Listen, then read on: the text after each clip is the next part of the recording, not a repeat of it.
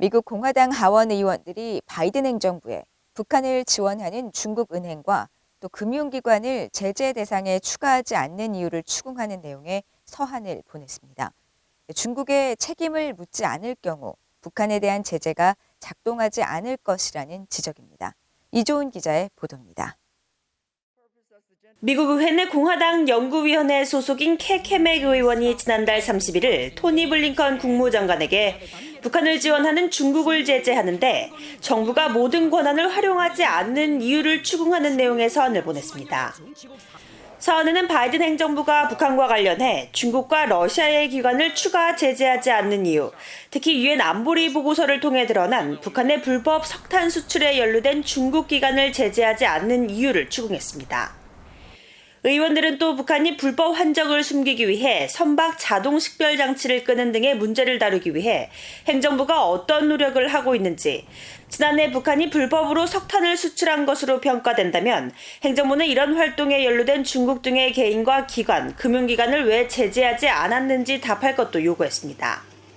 캐맥 의원이 주도적으로 작성한 이 서한에는 공화당 연구위원회 의장인 짐 뱅크스 의원과 대외문제 담당 태스크포스 의장인 조 윌슨 의원 등 의원 28명이 서명했습니다.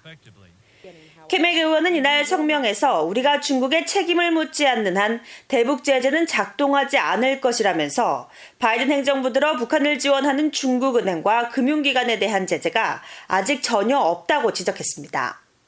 뱅크스 의원도 성명에서 중국에 책임을 묻는 것을 거부한다면 북한에 대한 제재는 쓸모없다면서 바이든 행정부 들어 중국에 대한 대북 제재 적용이 전혀 없다는 점을 수수께끼라고 비판했습니다. 의원들은 서한에서 북한의 최근 잇따른 미사일 발사와 유엔 안보리 보고서를 통해 드러난 중국의 대북 지원 활동을 거론하면서 이런 상황 속에서 우리는 행정부의 대북 정책이 부족하다고 본다고 밝혔습니다. 또 행정부가 북한의 군현대화를 막고 김씨 일과 정권에 대응하기 위해 현재 가용한 행정부의 광범위한 권한뿐 아니라 의회 법령에 근거한 제재를 부과하고 강화하며 집행할 것을 촉구한다고 강조했습니다. 이어 2016년과 2017년 그리고 2019년에 의회가 의무적인 대북 제재를 초당적으로 통과시켰다는 점을 강조하면서 대북 압박을 촉구하는 의회 내 오랜 초당적 목소리에도 불구하고 바이든 행정부는 진지한 대북 제재 전략은 물론 의무적인 제재 이행 계획도 없어 보인다고 주장했습니다. 의원들은 이어 지난해 유엔 보고서를 통해 지적된 북한과 이란의 장거리 미사일 개발 협력 재개 가능성을 우려하면서 탄도미사일을 포함한 북한과 이란의 군사협력 현황과 이런 협력을 막기 위해 행정부는 어떤 조치를 취하고 있는지도 설명하라고 촉구했습니다. VUA 뉴스 이조은입니다.